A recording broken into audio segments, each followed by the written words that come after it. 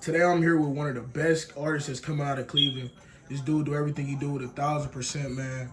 He's giving y'all bangers like the Play remix. He's giving y'all so many different bangers that he's coming with. He got an EP on the way. Who is Scoob? I'm telling y'all gotta tap in with my brother, man.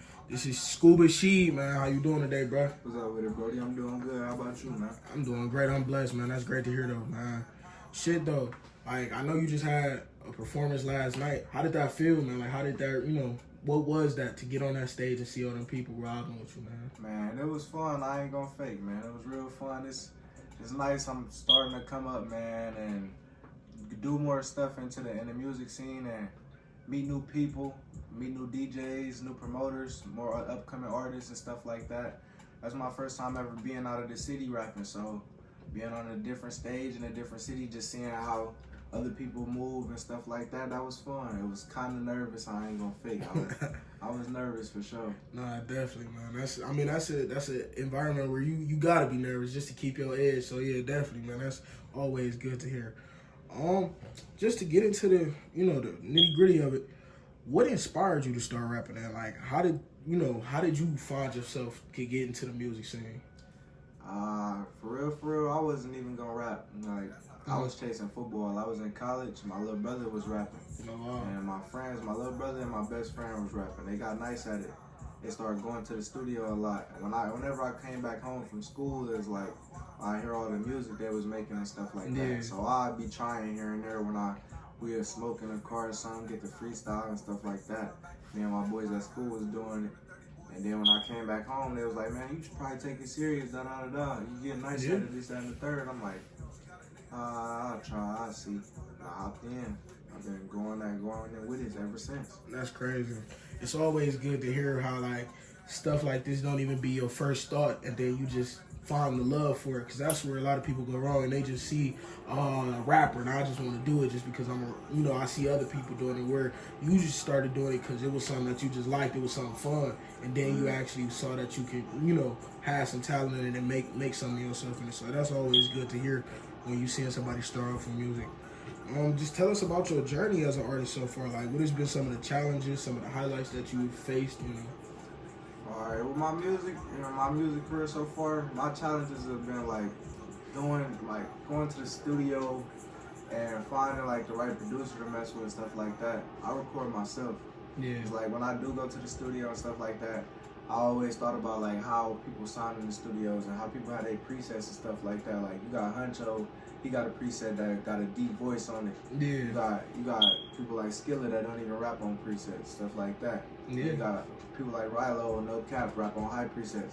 I was always wondering, like, man, I looked up the Hot Boy a lot, and he had a high preset. Oh yeah. So I used to be trying to make music. I'm like, man, I can't go to no studio try to make the music I want to make if they making me sound like this. So I'm like, man, when I rap, I want to have some type of little tone on my voice. I want to make this sound like this do that. Yeah, something distinctive. So I started making it myself. I hopped on BandLab. They got me hip to it. Got me a little mic from my uncle. And really the hurdles has only been finding a real studio and getting my music mixed and mastered for real. I'm cool with my cameraman. He's nice.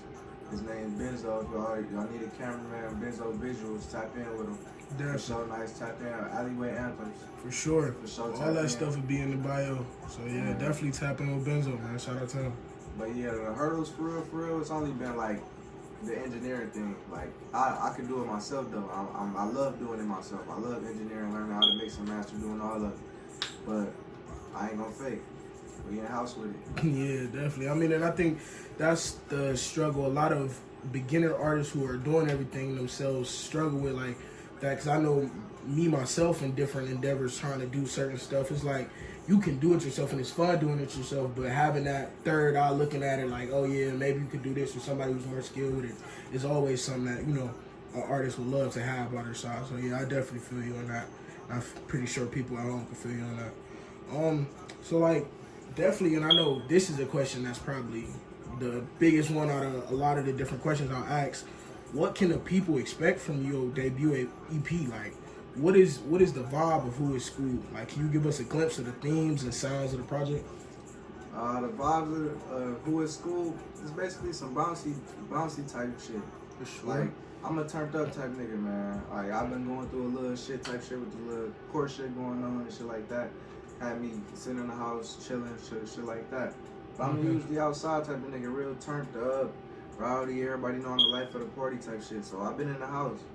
When motherfuckers hear my music, I want motherfuckers to get turned to my shit. Turn up, dance, line dance, do whatever type shit. Definitely. I'm versatile. I like to make a little different type shit, but right now it's focused on basically like all Ohio beats. I've been fucking with a lot of producers that make Ohio beats and Detroit beats type shit like that. A lot of Midwest sound. Yeah, and I think that's very good for, especially our city, as far as we don't really got too many people that can say like, oh yeah, I'm strictly like Ohio music right now. Like I'm doing stuff strictly for Ohio, which I think that's something that we definitely need, because a lot of the times we'll go and we'll work with people out of town and do all out of town stuff, which don't get me wrong, that's, we need a network out of town, but we forget where we're at. Like, you're in Ohio, so you definitely want to make music for the people here, because my motto is always win the city first, then you can win everywhere else. Yeah, so, yeah. For real.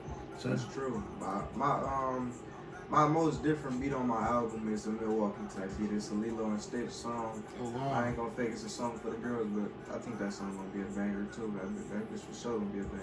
I'm definitely interested in hearing it off there, because I don't think I've ever personally heard a Milwaukee type beat. So yeah, I'm definitely looking forward to hearing that. That sounds like something different and a sound that might need some more exposure on it. So yeah.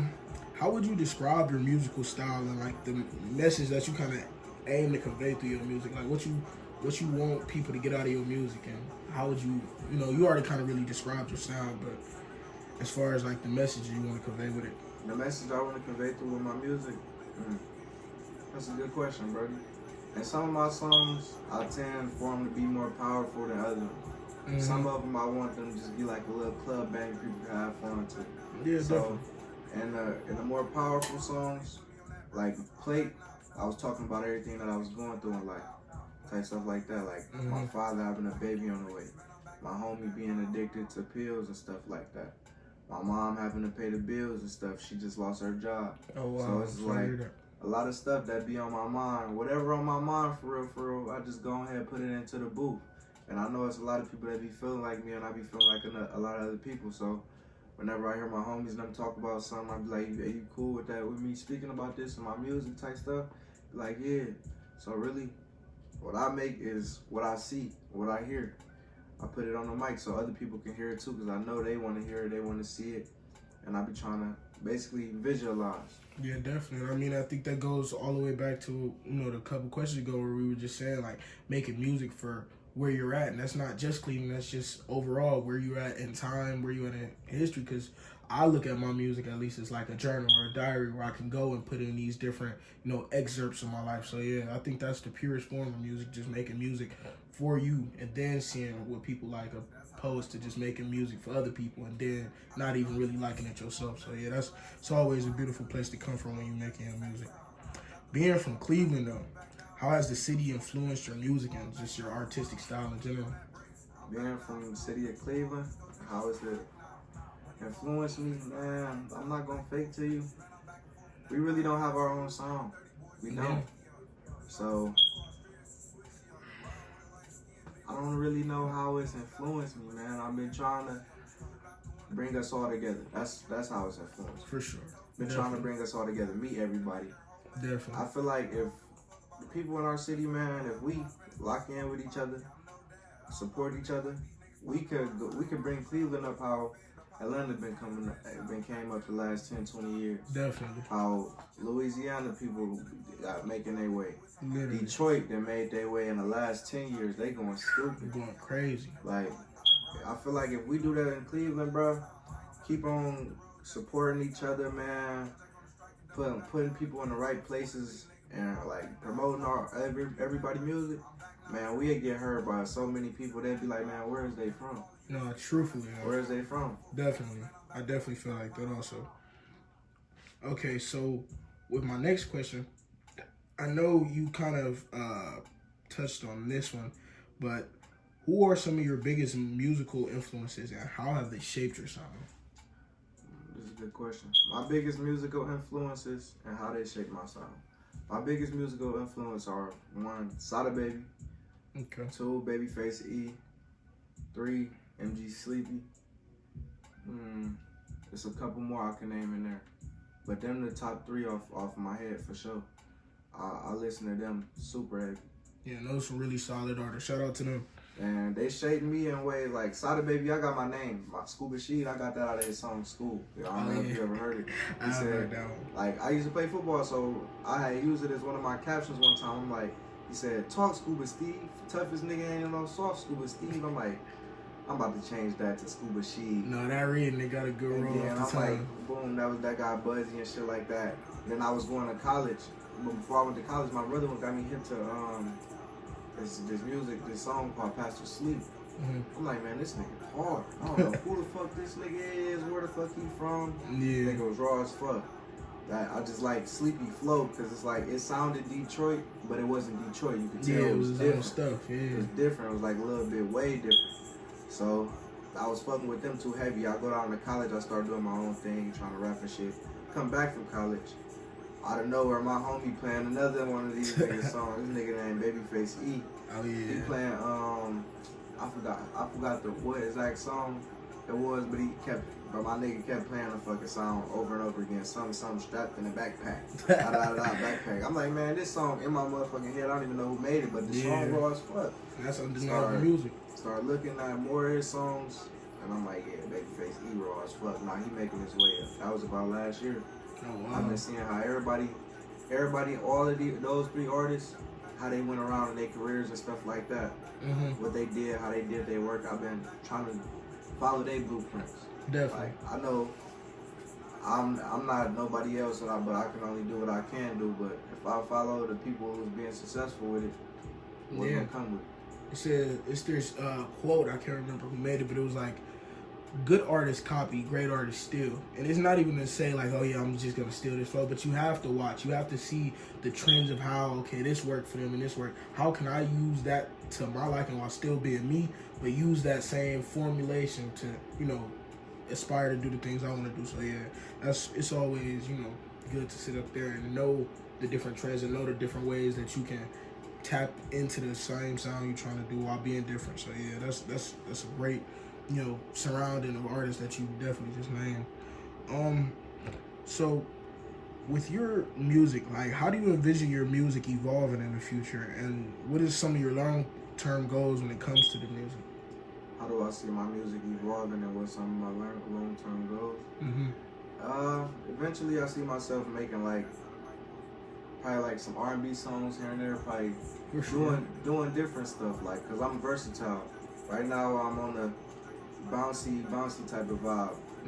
One day I might make an album straight for the girls. Might make an album straight for the old heads or something like that. You can just ride around in the park and just chilling. I'm trying to make club songs right now, so later on it's probably gonna start aiming it towards different demographics people, different demographics and stuff like that. For real. Girls, old heads, people, all the people, the kids, stuff like that. Like, gotta make a little bit more kid friendly music. Gotta be talking crazy sometimes about songs. Gotta chill. Definitely. Gotta chill. Just attack all the different demographics. That's how that's how you get that almost Drake effect, where he's tapped into almost every type of music style out there. So he has fans from young to old, no matter what age or what matter gender, whatever. And what to expect from the near future? Yeah. Expect the album. I won't be dropping no albums until I feel like I got enough of a following, enough people waiting for it. Okay, I have a very specific question because I know, last night you did a performance. So with performing live, like, how do you approach that, and what is the most enjoyable part about just connecting with the audience in person? All right, so with the performances, I want to approach them like with an open mind. I don't want to come in there like, hey, I'm the best, I'm the biggest, just that and the third, because I'm not. Yeah. But I know that I know my music is nice. I know somebody else's music is nice. Come in there with an open mind, trying to support others, because I want other people to support me. Definitely. Like, when I hear something that I think is the best, hey, still support them. I hear people sitting up in the crowd talking about this, that, and the third, or that person ain't nice. One day ago, I was that person. Yeah. A couple years ago, I was that person. So I wouldn't want nobody down to me. I support the people. And what was the second part of the question? The second part was just what do you enjoy the most about it? What I enjoy the most? I enjoy the crowd. Like, literally, when I'm performing, that was my second performance. So the first performance, I wanted to do a little bit better than my first one. I'm always trying to outdo myself. So what I like the most is seeing the crowd connection. If I can get the crowd connected with what I'm saying with the music. I like interacting with the crowd, trying to step out, talk to people, like rap to people. When I'm rapping, say something, what's up, da da da da, this, that, and the third. Get people involved in my performance type. Yeah, definitely. The scariest part about performing though, I ain't gonna fake. It's when you get up there, like when you about to go, like, dude, I was turned. I'm turned. I come in there with the mindset like, all right, da da da da, I gotta get in there, gotta go do this. Like, I'm a big football person, so before a football game, you'd be sitting up like, about to go do this, I'm about to go kill it, I'm about to go kill it. Then come the butterflies. The butterflies come in. Sure. That should be crazy, bruh. So. Okay, so another question: what would you give us? Like, what advice would you give aspiring artists who's starting? And I know you're still fairly new, but what advice would you just give people starting their journey in music? Advice I give people starting in music: make as much content as you can, make as much music as you can. Keep on making it. Like, even if you feel like you're not the nicest as you could be right now, keep on going. One day you're gonna make that one song. You're like, oh, this one was actually nice. Like, this is better than everything I made. Yeah. And then you keep on making songs after that. Like, no matter, like, say it took you 10 songs to make that fire ass song. Make 10 more. By the time you make your 16th song, you'll be like, damn, this 16th song I made was fucking crazy. All that shit is ass. It don't have to be like a certain time frame. It could be within like 7-8 months you making 16 songs. Keep on making music. By the time you look back a year later, 2 years later, you're gonna look at that shit and be like, damn, I actually made that shit. I actually making it somewhere. You keep posting. I don't post enough. I feel like I don't post enough, but post more, do more videos around your songs and stuff like that. Post them on more platforms. Another thing I would say to upcoming artists, try to get your own mic. It costs too much to go to everybody's studio, man.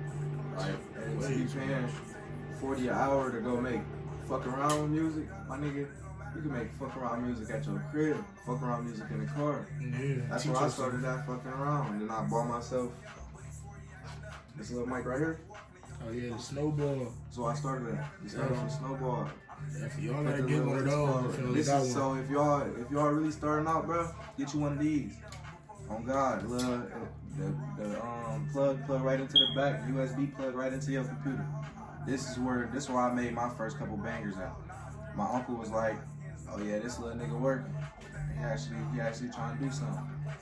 Gave me this shit. So since then, I've been doing my thing. Yeah, that's definitely where y'all want to start at with the mics, cause the Snowball is cheap, but it's good though. So definitely. And lastly, where can the people find your music and stay updated on your upcoming projects and performances, man? Y'all can find me on all platforms. I'm on Apple Music, Spotify, Tidal, YouTube Music, anything you listen to it on. I'm on YouTube, and all my social media handles are the same. SlubaSheed, SKUBASHEED. I got a new project coming out soon. Who is School, the EP. My second EP is dropping March 1st on all platforms.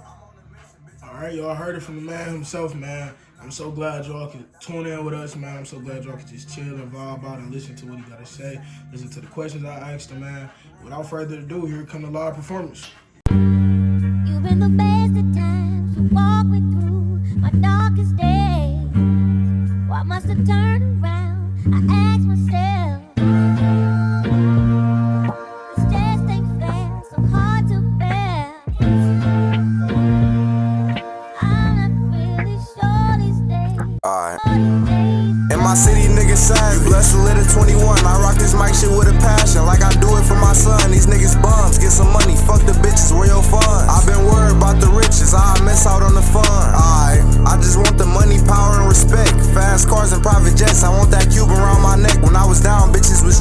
they saying I got next. When I make it, all my brothers coming with me.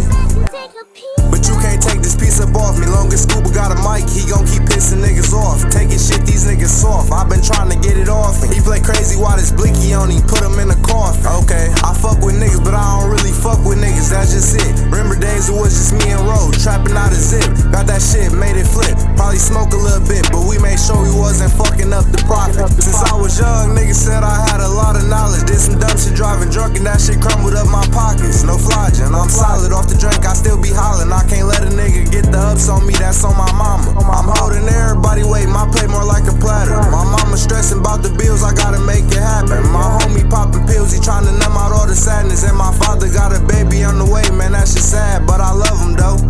You can't judge nobody though. You ever seen a crackhead make $100,000? I have. Pull up to the hood where I'm good, don't even need a blick. Why the fuck they say I'm Hollywood, man, I hate that shit. Man, erase that shit, fuck what you think or heard about. Today's price ain't yesterday's price, ain't in the mood for clowning. They used to doubt me, now they wanna be around me. I keep a smile up on my face, but lately I've been feeling cloudy. In my city, niggas savage. Blessed to live at 21, I rock this mic shit with a passion. Like I do it for my son, these niggas bums. Get some money, fuck the bitches, where your funds? I've been worried about the riches, I miss out on the fun. Sometimes I ask God like why me? I ask God stand by me, I'm fighting demons, but they can't fuck up my vibe. Man, this charger go 200, no you can't fuck with my ride. Go to war about the money and respect, not about the pride. I give a lot, but I be asking for a little. And that's if I even ask, cause niggas act like Mr. Krabs. Get some money, they act funny. I ain't mad, I seen it coming. Move according to the bullshit, they gon' hate who I'm becoming. In my city, niggas savage. Blessed to live at 21, I rock this mic shit with a passion. Like I do it for my son, these niggas bums. Get some money, fuck the bitches, where your funds? I've been worried about the riches, I miss out on the fun. I just want the money, power, and respect. Fast cars and private jets, I want that cube around my neck. When I was down, bitches was choosing, now they saying I got next. When I make it, all my brothers coming with me. When the best of times you walk me through my darkest days, why must I turn around? I